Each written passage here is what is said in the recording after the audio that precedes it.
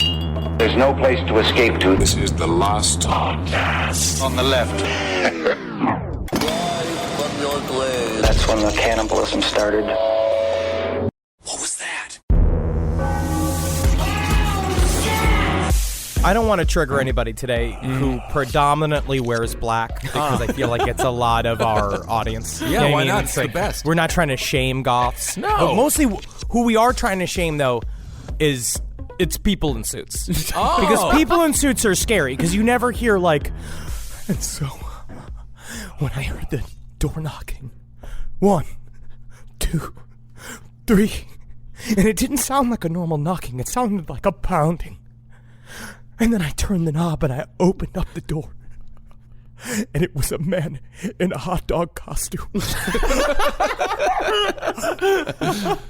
That's never scary. No, that's You're always like, hot dog man! Yeah. Warren Buffett on a Saturday. What's going on, man? All right, welcome to the last podcast on the left, everyone. I am Ben Kissel with Marcus Parks. Hello. And we got beautiful Henry Zabrowski over there in our West Coast studios. I'm so fucking psyched. I also have never been so chock full. I think I may have done more research for this episode than even the Scientology episode. Yeah. And it is ruining my life. All right. Like this episode's get into my fucking brain. I was having Men in Black fucking nightmares. Yeah, this shit is creepy as shit. Let's jump right in so you can get it all out of your brain so you can be smart again, because if you listen to this week's side stories, Henry came full circle. Really dumb. Like, his brain was full of too much. So let's get that out. Today we are going to be covering the Men in Black. And wow, I had no idea, per usual, how weird these stories really are.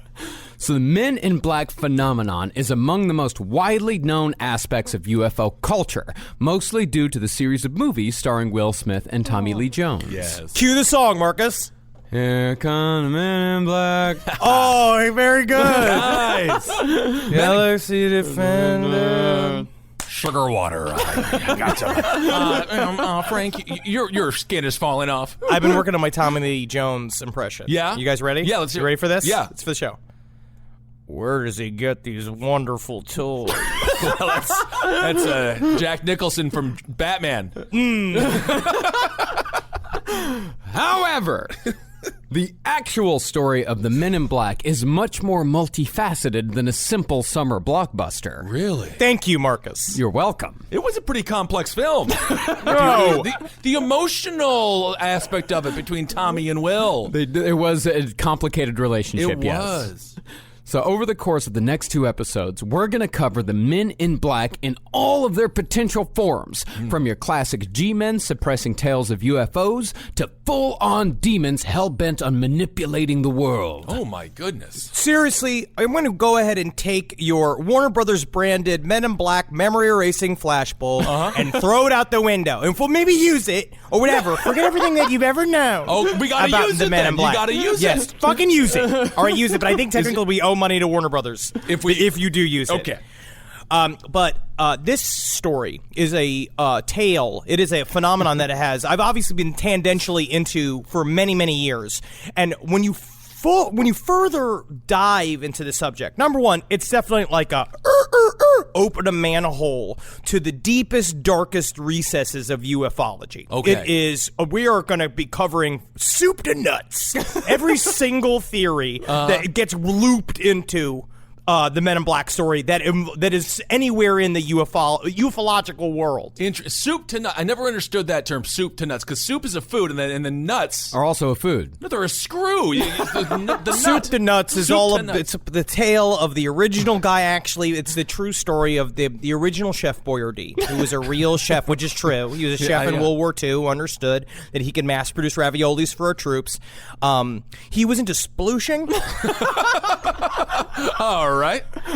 Well, sticking his dick in some nuts. Oh, got it. Sticking Good. his nuts in some soup. All right. But this is a truly frightening story. The Men in Black are the perennial real villains of the UFO world. The only thing close to them is the reptilians. Oh. And when you get into their lore, I mean, honestly, I was truly having nightmares. Yeah, me too. All right, makes sense. Can't wait to hear about it. Well, despite the myriad of different tales told about the Men in Black, there's one thing that all Men in Black stories share.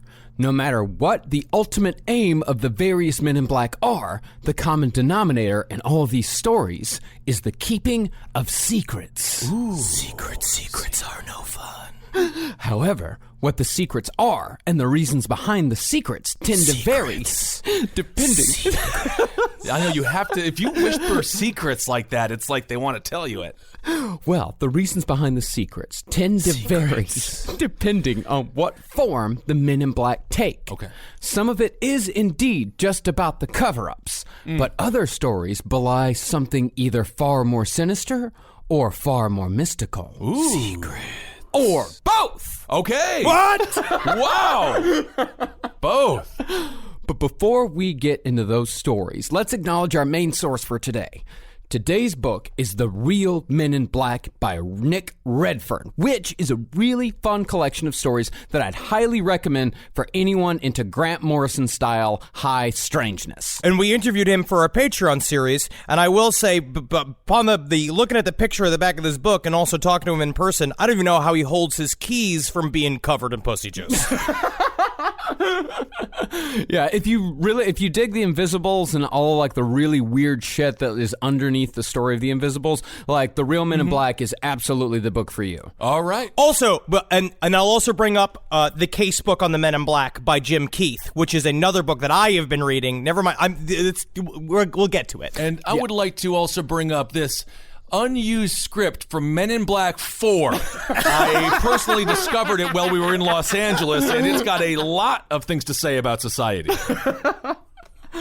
So, let's begin the tale of the Men in Black in the mid-1940s with the concept's originator. All right. Albert Bender. Cool.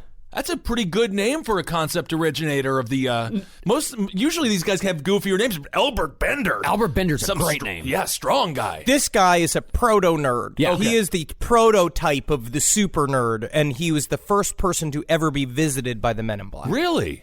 Albert Bender was a chief timekeeper at the Acme Shear Company, which was, at the time, the world's largest manufacturer of scissors. Wait, hold on a second. You're telling me that this guy was the chief timekeeper when everyone is busting their ass to make scissors so that you can inevitably stab your family with them? He's just like, what do you do? He's like, I keep the time. Yeah, that's it? I am the timekeeper.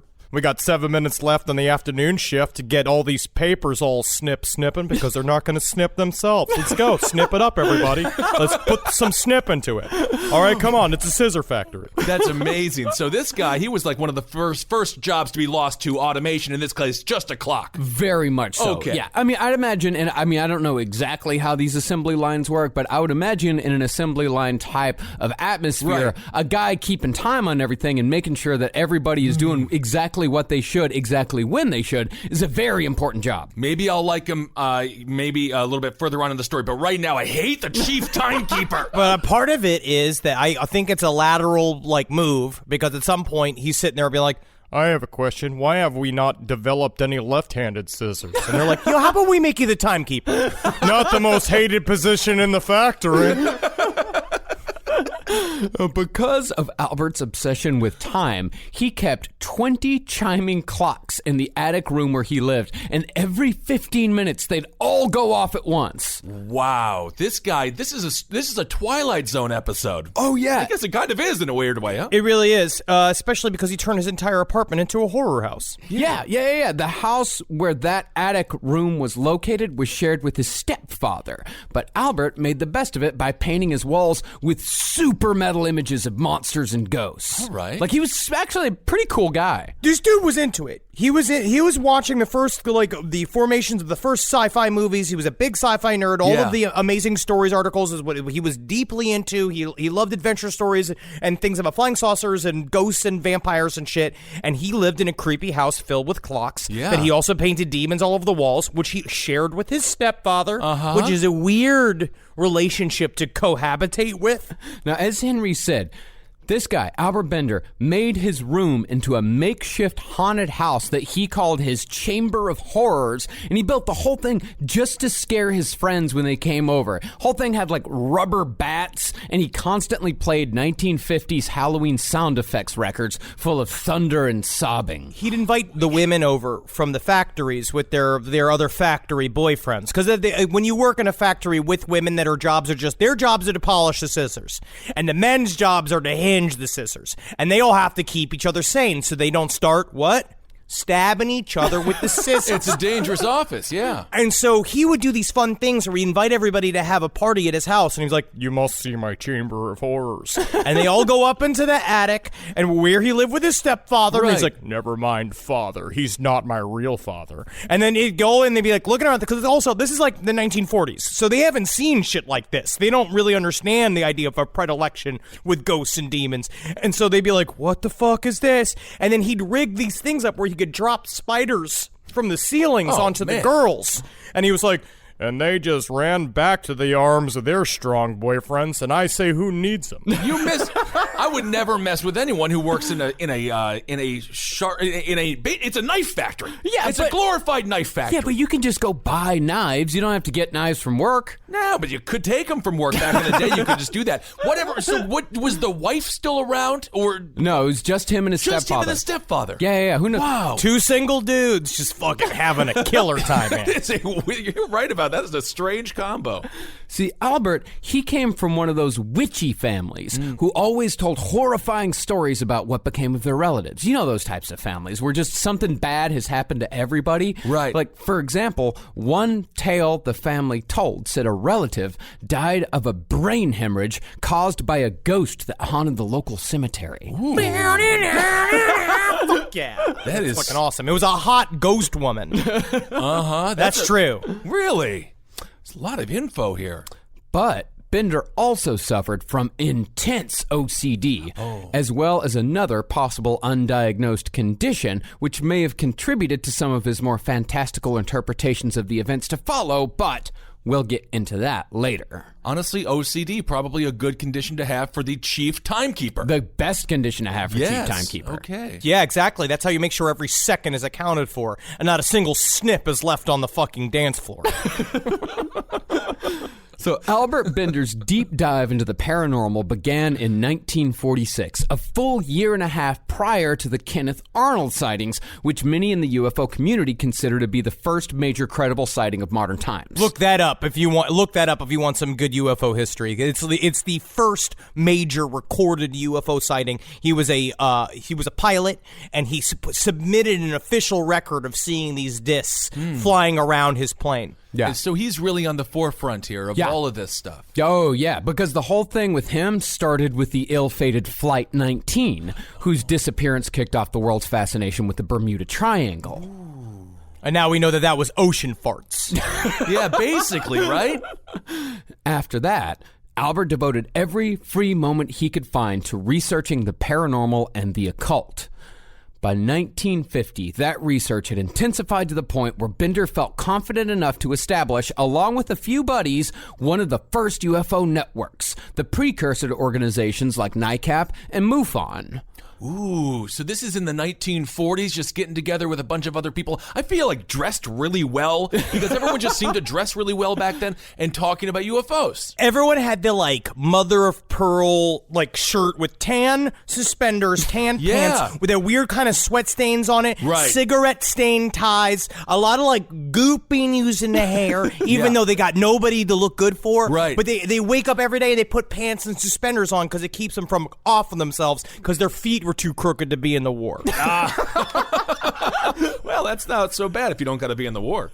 Now, Bender's network was the International Flying Saucer Bureau, a.k.a. the IFSB. This is going to be me. Once I'm done with all this show business fucking bullshit, I'm going to be able to just discard all of this stuff and just go and just let my mind play and form a group of other like-minded individuals. Yes. And we will get to the bottom of the Men in Black issue. If I ever have children, I can't wait to go and have them visit Uncle Henry, and then I'll slowly pull them closer to me, and then we'll leave. You're too innocent to handle the truth. I've been marred by the truth. All Turned right, into then. this bent creature. Good to see you, Henry. Now, it took 2 years from the original conception of the IFSB for it to get off the ground, but when it finally did, the whole thing took off in part to its relatively popular magazine, Space Review. Here's my review, Jupiter. 1 star. What's wrong No with... tits on it. I'm going to tell you what, 1 star, no tits on it. Also, would not serve me a hot dog no matter how much I yelled at it. That is, it's a planet, so... But the IFSB nor Space Review were fated to last very long, as just a few months after it was all established, the harassment began. They were getting harassed? They were getting harassed. Why are you going to harass these people? Oh, you're about to find out. Oh, my God. Leave them alone. You didn't read the outline. Yeah. Makes me more in the moment. No, I did. I pretend to forget it. That's a trick. It's like when it's like I have that little Men in Black clicker. It's all a performance, Henry. See, that's my performance is so good that you don't even think I'm forget. performing. Yes, that's true. Marcus can attest. I'm looking at it right now. Good Lord. Well, the harassment began with what would become a regular part of Men in Black encounters, phone calls. Now, when the MIB call, sometimes the receiver is met only with an eerie silence. But I'm going to have to correct you on there. It's MIB. MIB. You've got to say it. You've got to say the MIB. Right. I will fight you on this. Yeah. All right. I have to say the MIB. I can't say MIB. I don't know. MIB makes them sound like they have the same body as the Violator from Punisher. Like, I just feel like they're like, hey, how are you? We're MIB. And it doesn't quite instill the fear of MIB, but at the same time, I like it, though. I do like it still. It sounds like the mentally handicapped man that J. Edgar Hoover kept underneath his desk that would suck on his feet all day. Well, thank God. Ooh, I'm going to get that John Lennon. Ooh. All right. I won't call them MIBs anymore. I like MIBs. Now, what's the difference between Men in Black and MIB? MIB stands for a group of them. But doesn't Men in Black, it's not Man in Black. At no point is it ever a Man in Black. Are they ever alone? Yeah. They are, okay. The MIB is just, you say Men in Black when it is you're talking about them esoterically. Okay. MIB is the entire genre of Men in Black. See, I believe MIB. No. Men in Black. Men in Black is the entomological origin. You know what? I am actually understanding why this made you dumber. Just get it out. Get it out. The Men in Black is the concept of Men in Black. Okay. And MIB are a group of Men in Black. All right. And MIBs are not there. Not there. Not allowed. So when the MIB call, sometimes the receiver is met only with an eerie silence. But some people who've had experiences say that there's either a metallic screeching or a garbled robotic voice speaking nonsense. Tell me, do you like Kathy Griffin? You're wrong. Yeah, so they're pranking people. They're intimidating people. Because I see. it's Have very an spooky. avocado sandwich, why don't you, my good friend? Are you my friend? You are my enemy, avocado sandwich. Strange phone calls coming to the house this week. Well, in the case of Bender, it was just a stillness that inspired his anxiety. Then, Bender started to believe he was being followed. After one night at a sci-fi movie, Bender went home, opened the door to his room, and was met with the overpowering stench of sulfur. He then saw a bright object hovering in the middle of the room, but when he turned on the light, it vanished. So Albert checked his research files, and due to his intense OCD, he knew for a fact that someone had been perusing. Secrets, yeah. Or just like the stepfather looking for like a pair of socks to wear because he didn't want to go wash any of his own socks, and then that was... There's got to be a titty magazine somewhere in one of these shelves. And things only got worse from there. For an entire year, Bender was put through the ringer, followed everywhere by the smell of sulfur, plagued with migraines and poltergeist activity, and most disturbing of all, he was haunted by men in black suits. Wow. There's a scene in this that I thought it's pretty fun, where he is at the movie theater watching a movie and he felt someone staring at him. I don't know if any of you have ever had that. I get it quite a bit because I like to see horror movies alone and I cackle throughout them, so people just kind of stare at me all the time. They're always eyeballing me, and it's just been like, do you really want to be eyeballing the man cackling alone in the horror movie? Like, should you be? Like, I don't think you should. You should leave him to his fucking devices. Well, So I don't know. I don't think you were really intimidating too many people either, because you got your big gulp, you got your nachos. Well, I have brought either a canned wine or a canned beer. I'm sitting there drinking it and they fucking go between my legs, sucking on my vape. There's a lot of reasons people are looking at me. Sure. But I'm sitting there to imagine, but Alfred Bender's sitting there watching the movie, and he feels something staring at him. And then he looks over, and there's a man crouched at the end of the row staring at him, and his eyes are glowing like this, wow, wow, wow, wow. And then he's like, ooh, what? And he turns away, looks back, dude's gone. And then he sees this again and again. He's walking to the streets alone, seeing these things with glowing eyes coming at him. And I have this whole scene in my head of him walking through the alleyways to that Billy Idol song, Eyes Without a Face. The one that inspired Richard Ramirez. Yeah. Interesting. Without a face. I don't know the rest of the words. So he's having a real Pee Wee Herman experience in that movie theater. Everyone's just staring at him, doing whatever he's doing. Oh, yeah. My goodness. Yeah, and he said that every time he'd see these men, he'd feel sick to his stomach. Then they actually showed up at his house in a group of 3. They were all wearing black suits and Homburg hats, which are pretty much like a slightly different style of fedora. They're very nice hats and a lot better than fedoras overall. Yeah, I suppose so. Sure. I'd say it's definitely a choice. Yeah. That's what people did back then, though. So the men communicated with Bender telepathically and told him that any and all research on UFOs should stop immediately. When he first got spoken to by them, at first he didn't know what was happening. What you would start to do is they have during the International Flying Saucer, was it Bureau? Yeah. International Flying Saucer Bureau, I believe, yes. Well, during the IFSB meetings, they would have these beliefs. They would sit and be like, first of all, what we're doing here is we're welcoming aliens to the planet Earth. Okay.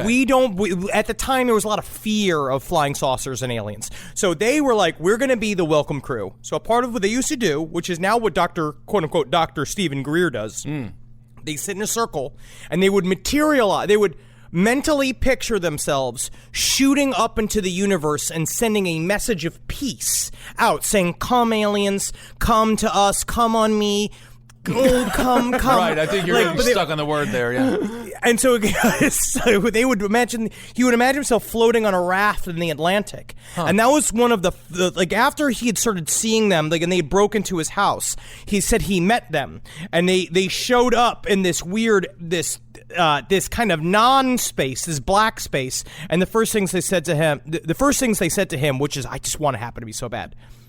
You have dedicated yourself to the solution of the strange problem of unidentified objects in your atmosphere. Your interest is deep and sincere, and you have devoted many hours to it.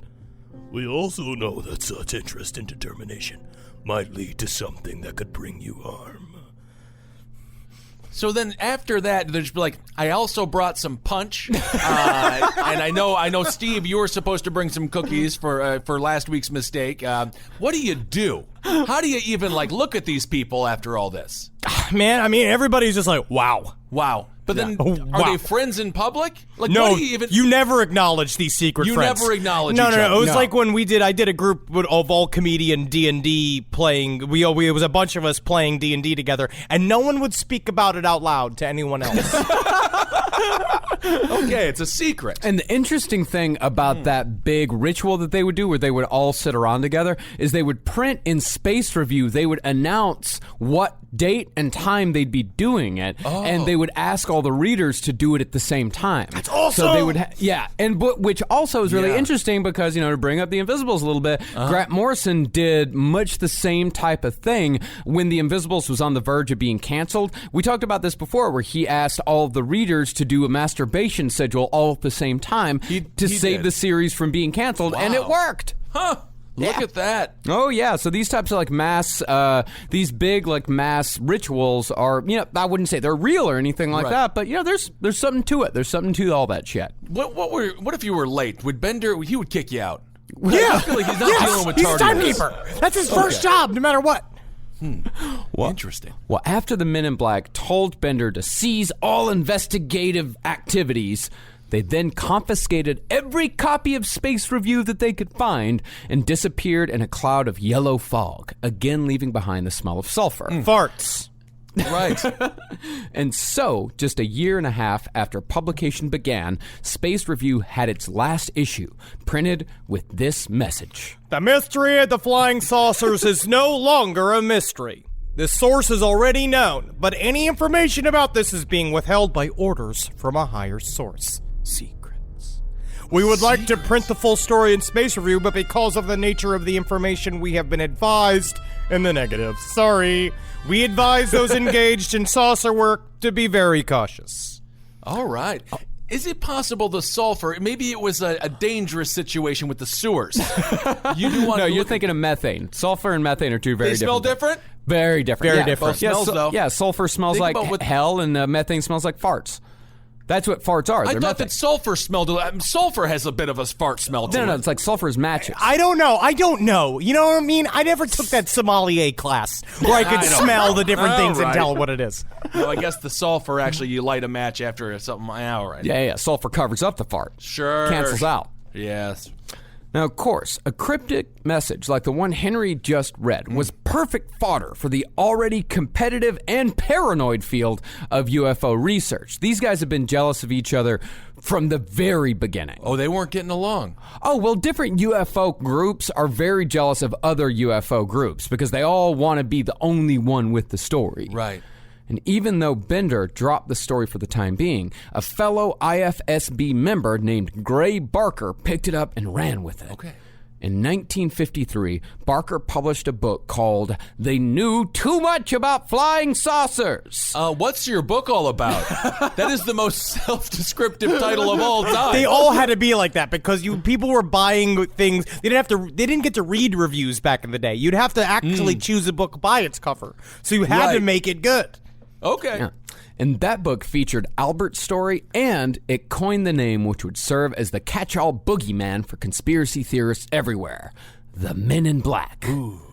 Now, Barker is an interesting character here because he was at the same time a believer and a known hoaxer who liked to play pranks on his fellow ufologists. Okay. He even did it like the fellow Men in Black believers. He'd crank call them, like specifically the most gullible ones, and he'd imitate like the harassment that the Men in Black would do. Interesting. Hello, is Mr. Bender there? Yeah, this is. Yeah, hey, buddy. Yeah, my name's Tom. I'm one of the guys in black. Yeah, yeah, man. I've been what? You should return yourself to the asshole store. By Oh! That's sad. Yeah, I mean, I guarantee you, these guys, as soon as that prank call ended, they're just like, could have done without that. It's not as if my days are going extremely well as it is. Would have been nice if it was a pleasant phone call.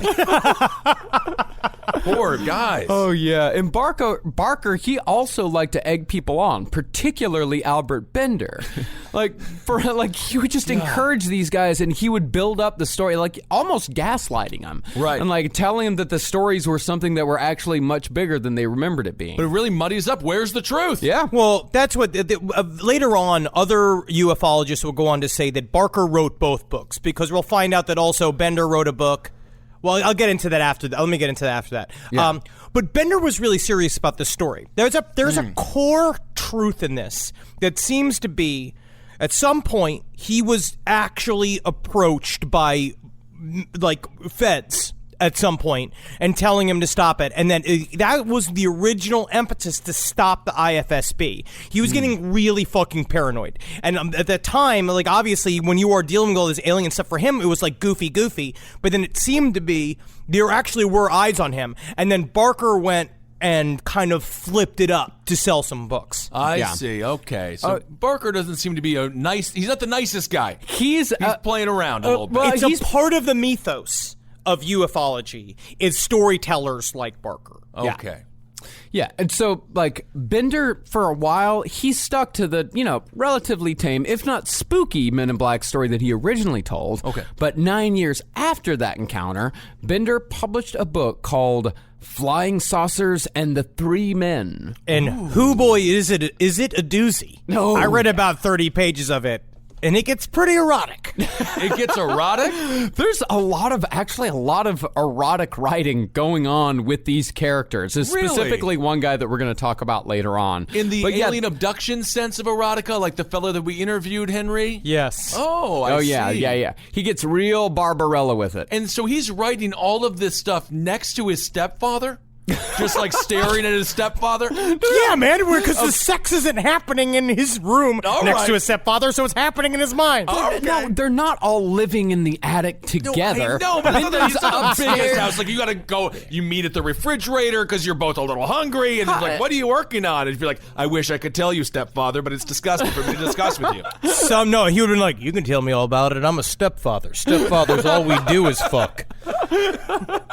Well, in the story of the Flying Saucers and the Three Men, the Men in Black didn't just threaten Bender and vanish into a cloud of yellow fog. In this version, the three men surrounded Bender and rendered him unconscious with nothing more than a touch of their hand on his shoulders.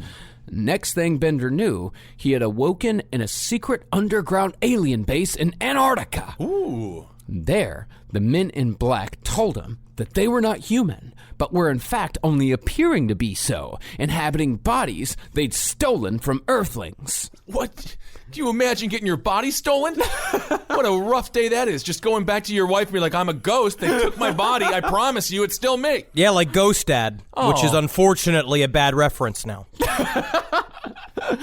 Now, the aliens went on to say that our planet, planet Earth, was a cursed planet full of suffering and chaos, and unlike any other planet in the galaxy. And the only reason why they came to our shanty town of a planet was because they needed our seawater as a power source. Yeah, not so shitty now, is it?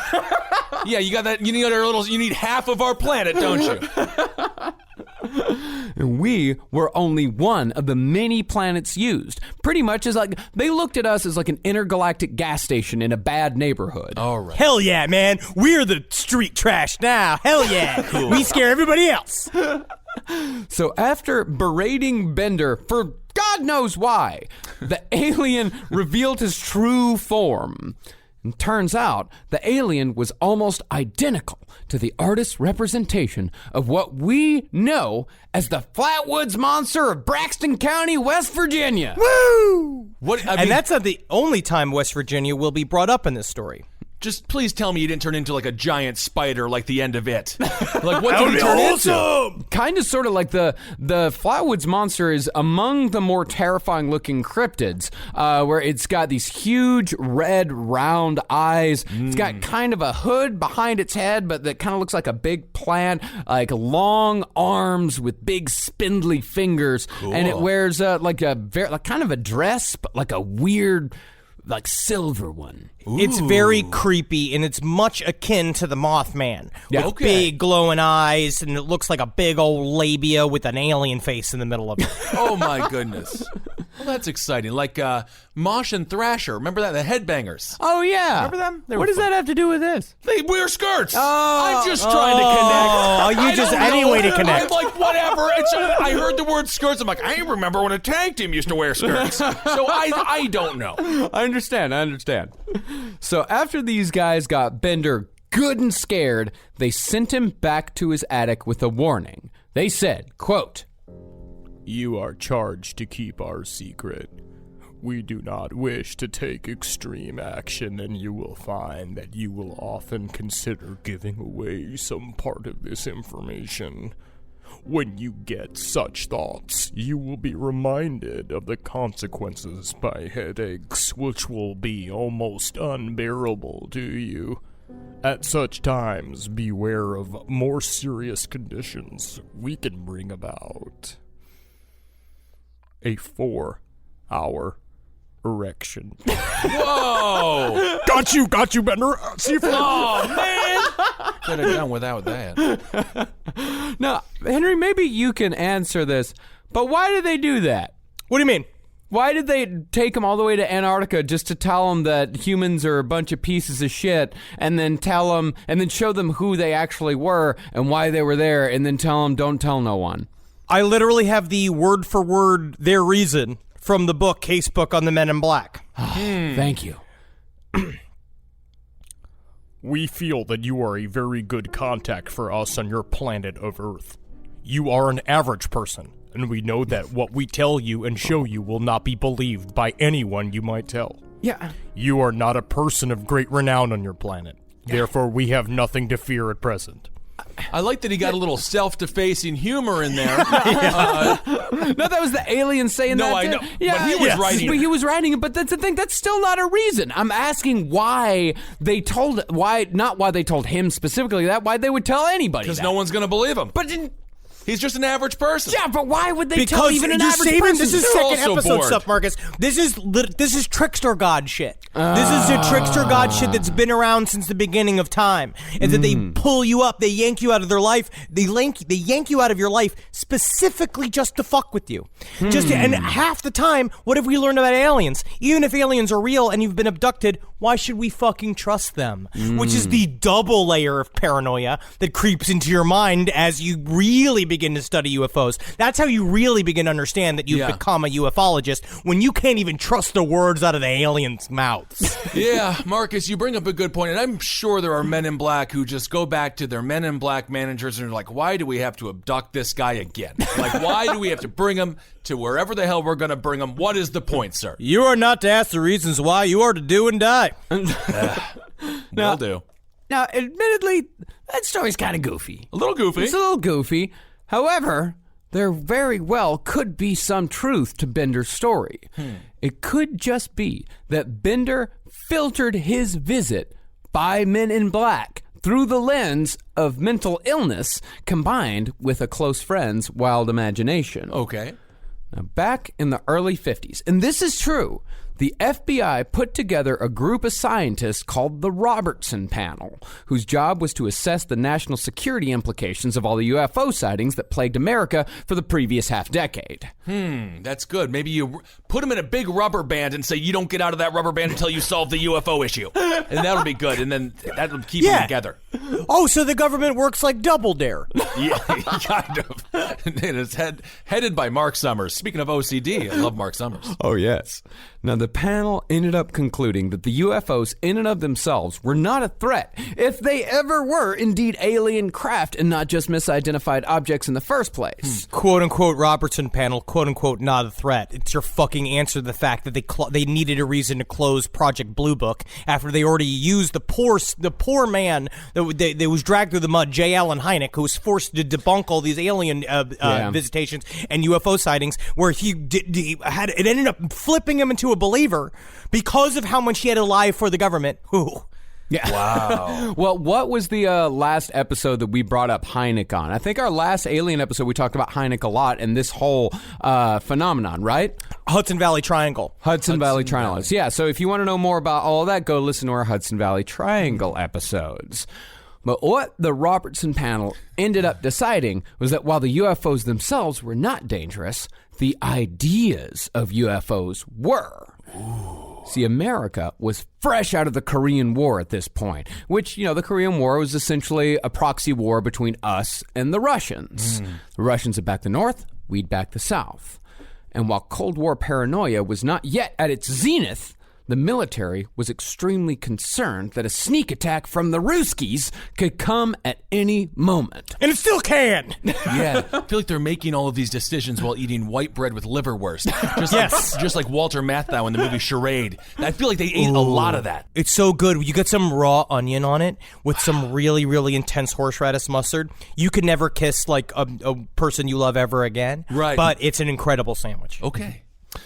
But with all the UFOs being seen on what seemed to be a daily basis, it was thought that the public's, and by extension, the military's minds would be muddled by all this UFO talk, and the Reds would be able to slip right through It's very interesting because there were UFO sightings in the early 1950s above the White House. That was a lot of people called them in. Pilots called them in. It was a well-documented sighting, and they weren't concerned about the aliens. They were like, okay, whatever, we'll get to that. But mostly they were just concerned about, we've scrambled jets to go after these UFOs. The Russians will just attack us one of these times. And what if they're making the UFOs? Because now that's a whole other side jaunt to this whole story, is the beginnings of people, like, whether it's a kind of a chicken and the egg scenario, whether you believe somebody if you believe Philip Corso, that wrote all of the book about Roswell, but the idea is that when Roswell, when the ship that crashed at Roswell, they were trying to like retro make it into a UFO of their own, and there were several countries trying to make these like weird saucer-like planes. So they were thinking that, number one, this could be a foreign technology that's coming to attack us, and number two, the people that are propagating the belief in the extraterrestrial version of the story of UFOs could be filled with communists that are using it to distract us. I just don't feel like they had that technology because they had satellites so easy, a dog could pilot it. So maybe they weren't quite there yet. Maybe. Now, after the Robertson panel, FBI Director J. Edgar Hoover, known for cracking down on subversive cultural elements in America, gave his own 2 cents. Okay. He started to think that the commies might start infiltrating UFO groups like Albert Bender's IFSB. Hoover's thinking went that one of these guys in one of these groups could create a panic were they to gain enough credibility. And that panic would distract the Air Force, which would leave America wide open for a sneak Russian attack. That makes all the sense in the world, Mr. Hoover. Thank you for coming into the war room today to tell us your strategy and plan. Yeah, and the whole Russian thing, that's in conspiracy thought, too. Now, if you'll remember, we covered Roswell very extensively. If you'll remember from our Roswell series, one theory about the 1947 crash is that the craft was just a Soviet experimental aircraft stuffed with deformed Russian mental patients sent to create an alien panic that never happened. It kind of did happen, didn't it? Area 51, we all know it. But that's the thing, it wasn't ever a panic. It's more of, it is a fascination and a distraction, but it was never a panic. And a great destination for tourists. They were afraid it was going to become a panic. Right. But I will tell you what, the one thing that theory taught me to never do is open a piñata in Russia.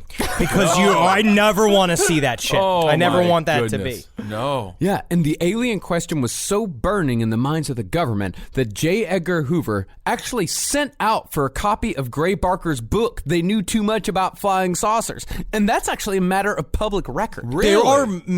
There are many records on the book that showed that J. Edgar Hoover was actively researching these UFO groups. He really felt, obviously we know how paranoid and how awful J. Edgar Hoover was, but he went deep into it. So there is a whole world of feds investigating these UFO researchers that I honestly think is the first indication of where these Men in Black stories came from.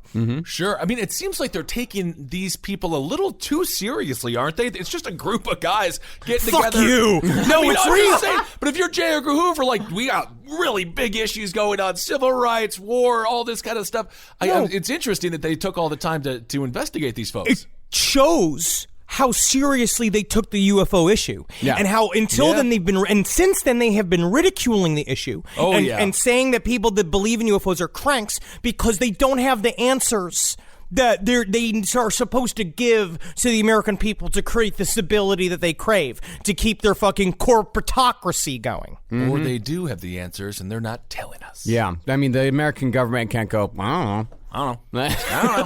Whatever. No. So pretty soon, J. Edgar Hoover started sending out FBI agents out and about to ask a few questions. And it just so happened that the Robertson panel, which was top secret at the time, was formed the same year that Albert Bender had his experience with the Men in Black. In fact, Gray Barker, author of the book that first mentioned the Men in Black, got a visit of his own from a few guys who were particularly interested in the IFSB. Wow. The story goes that a few weeks before the visit, Bender had printed out business cards for his IFSB friends, and he gave Barker a set of business cards that named him as Chief Investigator. I love nerds so much because we all love, because I'm the same way. I love a lanyard, as we've talked about with my MUFON VIP Investigator lanyard. I love it. It makes you feel secure. Right. It's nice to have the card, because then when someone says, like, what do? You don't have to say, I live with my stepfather. You can say, I am Chief Investigator of the IFSB. Yeah, I love that they all live like Buzz Lightyear before he found out he was a toy.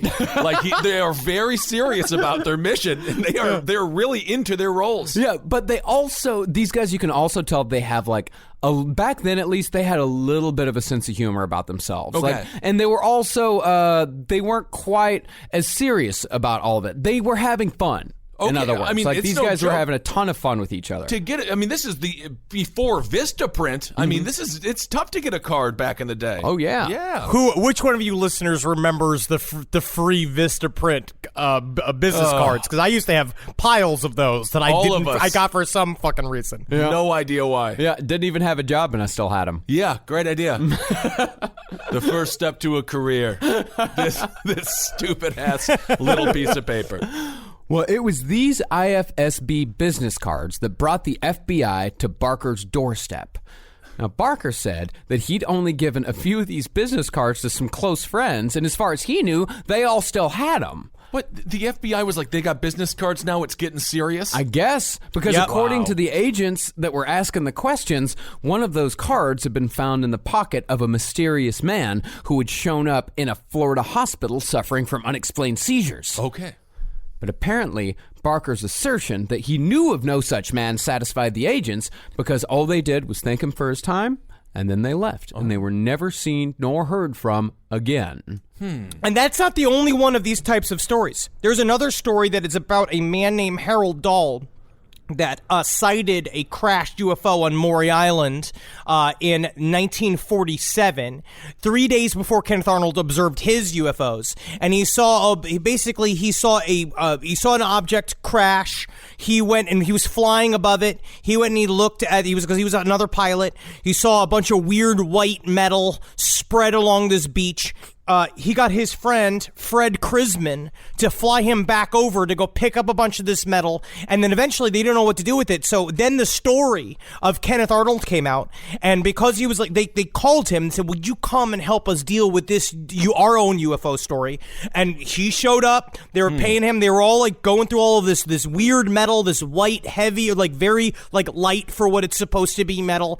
And then all of a sudden this guy just showed up, the fucking G-Man showed up, and he was like, hey, so we're going to take all this, where you guys didn't see any of this shit, or we're going to throw you in jail forever, and peace, and just left. And it was like, they don't even know how he fucking heard about the story. Wow. Yeah. It seems like there's less alien crashes or UFO crashes than before. Maybe they're becoming better drivers. Is that possible? Well, Navigating our environment better. Actually, that is kind of sort of a theory that we're going to get into the next episode when we start talking about aliens and saying they navigate the environment better and know a little bit more about our dimension. All right. Or our time. And it gets better as the century marches on. Okay. Well, Barker was by no means the only person being visited by the Men in Black in 1953. That same year, two of them showed up in an attorney's office in parts unknown, as the story was told to UFO investigator Harold T. Wilkins under condition of anonymity.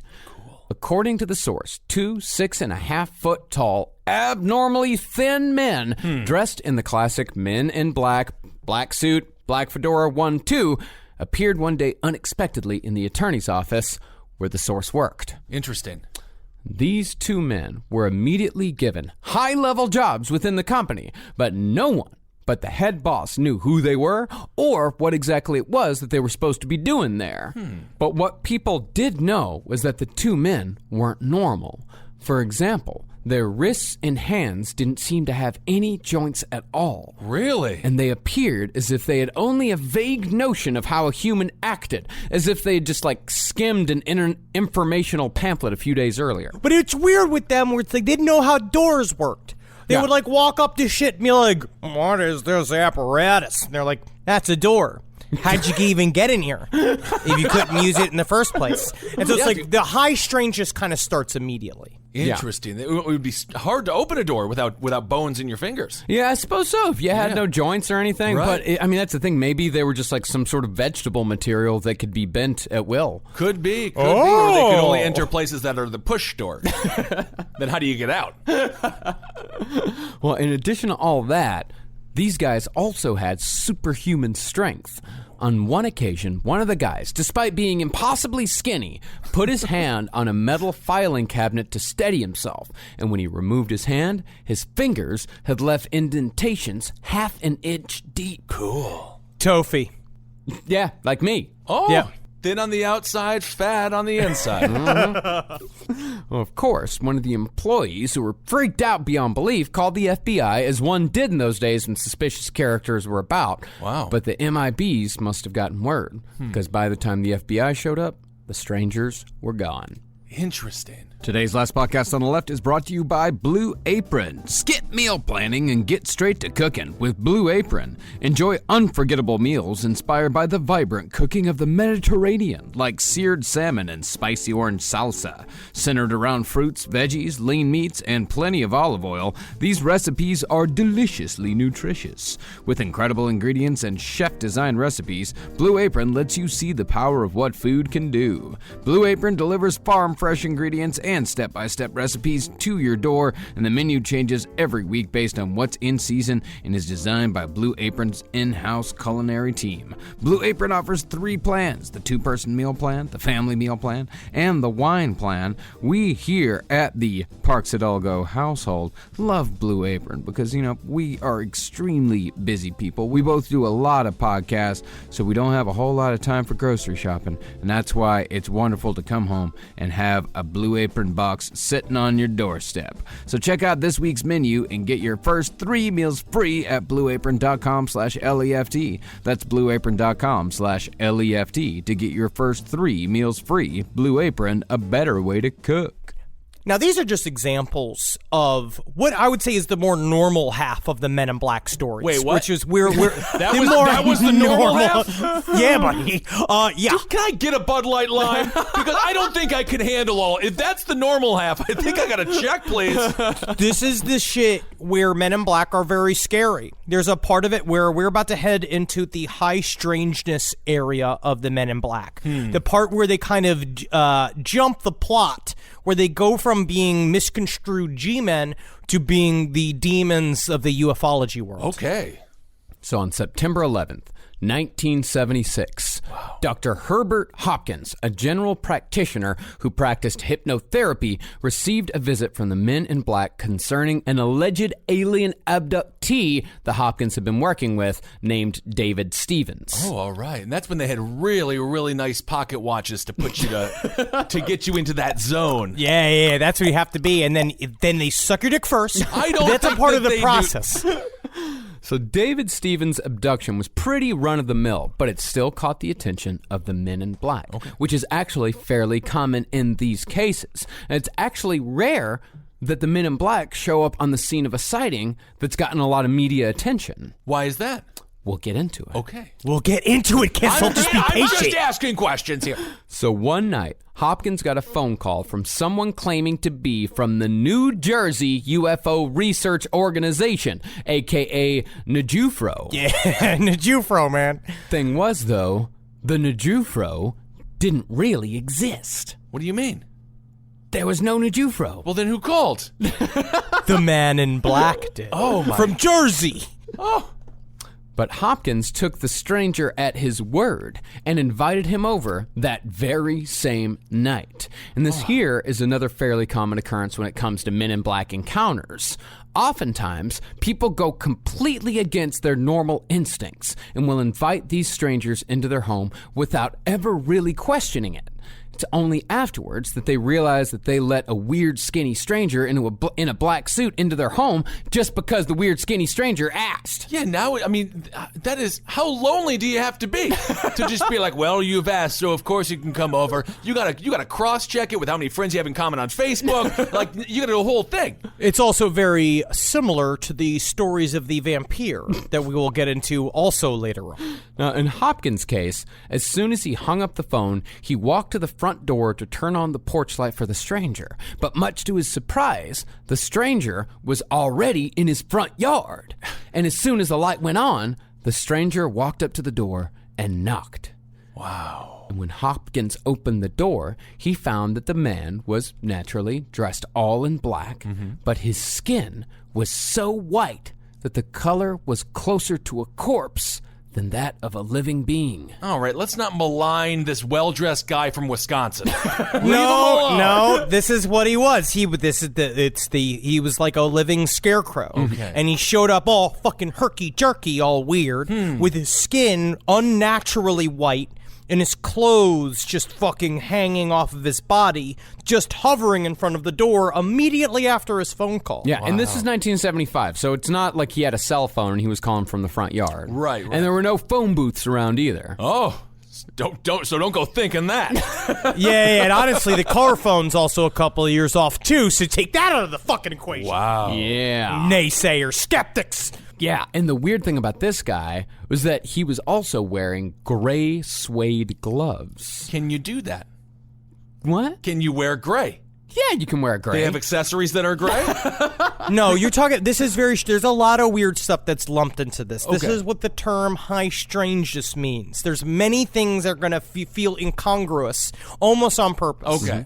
And furthermore, he had no hair. He didn't even have eyebrows or eyelashes. But the most disturbing feature was the man's thin, bright red lips. He had these painted Joker-like lips on. Now, I mean, like, put yourself in the man's shoes for a second. You open the door. There's this gaunt man hanging there with a smile that is, in my mind, do you remember the cut scene from Lord of the Rings when they talk to Sauron's emissary? Where he does the thing where it's like, and it's like, you see... Yeah. It's like that, where he's just like, tell me, thank you for inviting me over. And then he has to be like, it's very creepy. Oh, yeah. Then he looks down and he's got a sixer of Bud Light. And I mean, that's a come on different in, story. That's buddy. a commercial. Wow. But still, Hopkins invited the stranger inside without even knowing his name. Well, why? Okay, all right. Once inside, the stranger started asking questions about Hopkins' latest hypnotic regression patient, David Stevens.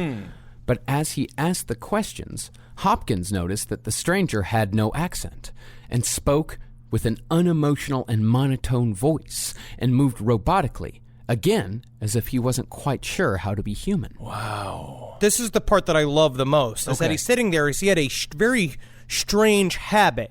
As he was asking him about his patient, he would tap the front of his mouth using the back of his fingers, which was a very strange habit, which is, again, sounds like a person who's never had a habit before, where he's touching his thing, Right. and as he would touch his face, he didn't have red lips, it was lipstick. He literally had a hole with no lips, painted on lips on top of it, and he kept wiping them off onto his gloves. He's going, Excuse me, there seems to be a problem with my lips. There seems to be a problem with my lips. Wow, that's scary. Yeah, and after the stranger gleaned as much information as he could about David Stevens, he changed tack and started guessing the contents of Hopkins' pockets. Well, what other content could he get other than like, I mean, that's a part of what it is. That's exactly speak. what he got. Okay. But he turned to him and he's like, Take out the coin that is in your pocket. and he reached down and he pulled it out into his palm of his hand, and he said, Watch the coin. and as he was watching the coin, his vision began to grow fuzzy, and he started like get double, and he looked at it and it started smoking. He's sitting there watching it, and then it changed color, and then it disappeared. Yeah, turned blue. all right, okay. This was not too long after the death of Barney Hill, who, along with his wife Betty, if you'll remember, was among the first famous alien abductees. Of course. Go listen to our Betty and Barney Hill episodes for more information on that. And so the creature, whatever it was, the man in black, asked him, they're sitting there, it's like, Do you know what happened to Barney Hill? no, I don't, replied Hopkins. I know that he died. Do you know what he died from? A heart attack, maybe? No, that's not entirely accurate. He died because he knew too much. And then he said that he used the technique that he used on the coin on Barney Hill's heart. Oh my God! And just like cut to like mind freak. That seems like that's some Chris Angel like stuff, but it's not. Chris Angel wasn't there. No, he was not. No, he Chris was not. Wasn't even born yet. Wasn't even born yet. Yeah. Wow. And then the stranger told Hopkins that if he wasn't careful, the stranger was going to do the same thing to him. Yeah, and that's don't let him into your house. Well, Barney Hill, he'd actually died from a cerebral hemorrhage, but Hopkins didn't know that. He didn't know that. Yeah, and the stranger then told Hopkins to destroy everything he had on the David Stevens case. But then, something seemed to go wrong. As the stranger got up to leave, his speech started slowing down. And he couldn't seem to walk straight. He just said, My energy is running low. Must go now. Goodbye. and he wandered towards the door, like all herky-jerky, like Vincent D'Onofrio from Men in Black, Right. where he's like trying to get out the door, and he can't use the door, and he's like kind of like weirdly like shuffling down the steps. Do we know for a fact that Joe Cocker wasn't a man in black? Because I'm fairly certain that's how he Oh, danced. too big. Oh, way too big. Gotta all be skinny. Oh, gotta be really? more of an Oh. Ian Curtis to be a man in You black. can't be. There's not a fat man in black. There's no. They're not allowed, huh? I don't think so. Okay. No, absolutely not. Interesting. So Hopkins helped the man in black to the door, opened it up, and as soon as Hopkins opened the door, a bright light appeared in his front yard. The man in black did a herky-jerky walk towards it, and both of them disappeared forever. So Hopkins was freaked out, so he immediately demagnetized all the tapes of his sessions with David Stevens, and then for good measure, threw them in the fire, along with all his notes and files. Wow. That's what Madeline Kahn did in the movie Clue. That's right. Yeah. Thank you. Flames. Oh, I love her. Now here's the big question. What the fuck was that thing? What the fuck was that thing? 'Cause that's a Thank you, question I could Kissel, and ask. this is where it I was- works. Yeah. I was about to actually ask that exact question without the prompt. Well, Nick Redfern and many others think that the answer to some of the most bizarre of the Men in Black tales can be summed up with a single word. Tulpas. Tulpas. Do you not remember, Kissel? What a tulpa is? Yeah, I know what a tulpa is. I know what you guys done to him. What is it? What is a tulpa? What do you mean what we done to him? Tulpas? What do you mean? What do you think a tulpa is? You know, I'm not gonna. This isn't a fashion show. I don't gotta get too deep into what I know about tulpas. Well, to give you a refresher. We covered these things a long time ago. Yeah. A tulpa, maybe this will jog your memory, Okay. is a kind of thought form energy ghost. Yeah, that's what I'm talking about. A thought form energy ghost. Uh-huh. Yeah. Yeah. Yeah. Yeah. So what is a thought form energy ghost? It's the thing that you guys did gross things with. No. I don't know that. I never did anything gross with a tulpa. With a tulpa? No. All He had right. a fleshlight. What do you? I don't know. That's a, And the fleshlight was very real and manufactured in Yeah. China. I just used my hands. all right. I used that as well. So we all know what a tulpa is. But it's a part of it. But it's truly like, how do you explain something like this? You could just straight up say that man is lying and nothing ever happened, right? Right. Which is obviously a thing which does happen quite a bit. People seek attention. But the Men in Black phenomenon, this is just one example of it. And next episode, we're going to go into even more of these examples of this entity that seems to be created almost by us. Yeah. Yeah. Like it's- that with the use of a tulpa. A tulpa is a being that is brought into the real world from the imagination of the conjurer using nothing but sheer will. Yeah. it is theorized. No crap. No dur. Yeah, no dur. You got yinzers.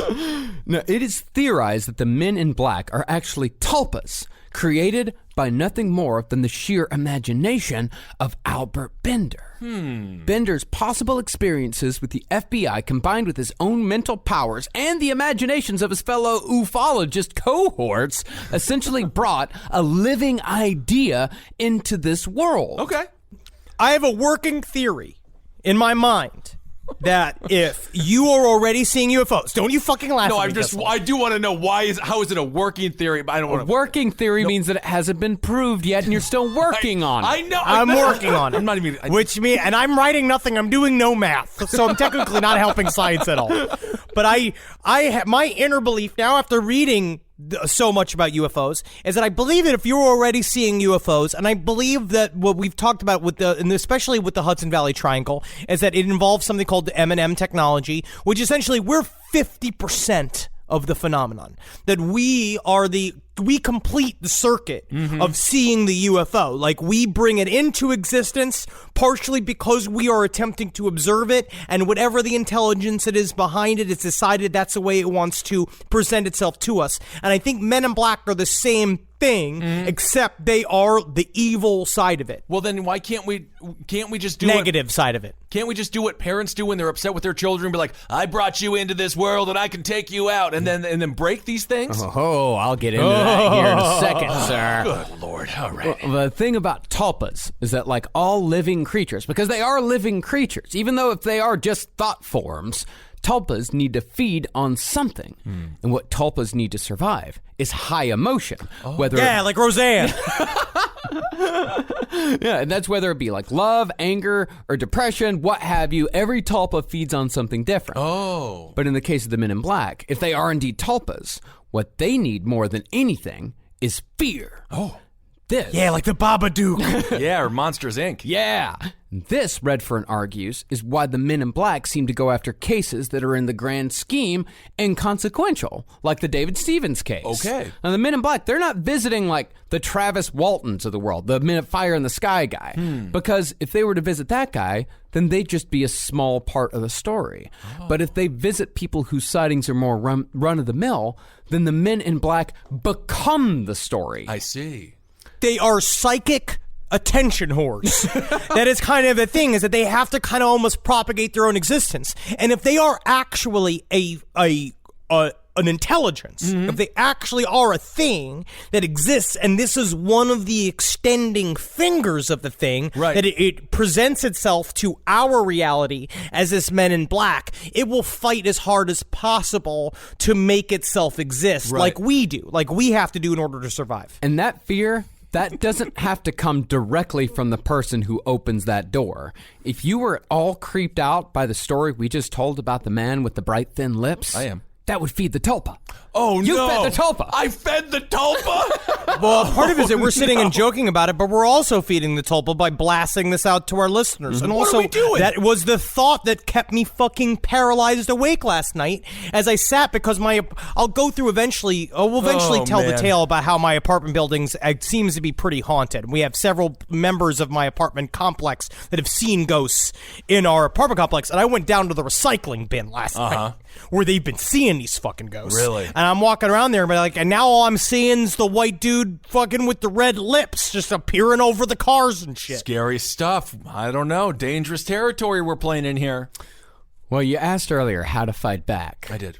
Now, it could actually be argued that the movie Men in Black and the subsequent sequels actually serve against the interests of the real Men in Black, as the movies portray them as a lovable organization protecting humanity, complete with like a cute song. Really? Propaganda. I think if you want to take it really far, and this is my own thinking here, with, of course, influenced by the Invisibles, that if you believe that some movies are made for purposes other than money, that some movies are, in essence, magic rituals, then it could be that Men in Black was actually made to combat the evil tulpa entities accidentally created by Albert Bender. It also did make a lot of money. It did. It really did. A bunch. Wait, guys, and so can I actually then tell you? So I have actually been working on my Tommy Lee Jones impression. Okay. Can I do it now? Can I Okay. do it? Okay. I can't quit you. I think that's Brokeback Mountain. No. It's not even an old person. I can't quit you guys. I think they were Fix me. They were in their 20s, I think, during that film. No, Interesting. better than not quitting you. It's an impression, though, and so we're getting there. Well, the Men in Black, they need fear. So Okay. if the Tulpa theory is true, then it's possible that the real Men in Black share more with Tinkerbell than Tommy Lee Jones. Oh, Marcus, quit your scalding reviews of the Men in Black. Well, I'm going there. One star. I'm going there. But on the other hand, Albert Bender's visions could have an explanation that is firmly rooted in known science. Okay. Epilepsy. Yeah. He was smelling weird shit. Yeah. Hallucinations, migraines, all of this could have been the result of single partial seizures, also known as Jacksonian epilepsy. And also, I love this study. This was great, Marcus. I forgot about this. Yeah, even the poltergeist activity mentioned could be linked to this, as it has been theorized that the unique neurological makeup in the brains of epileptics is firmly tied to RSPK, recurrent spontaneous psychokinesis. Okay. There's something about the way their neurons fire that could tap into some sort of telekinetic activity. So does it make it less real, or is it still a real phenomenon? This is always the question, Kissel. Yes. Like, this is a part of what we're talking about here, is that is perception then reality? Like, does it become real? Like, is there also a part of it or is every single thing that we now view in the paranormal umbrella, is it just science yet to be discovered? Yeah.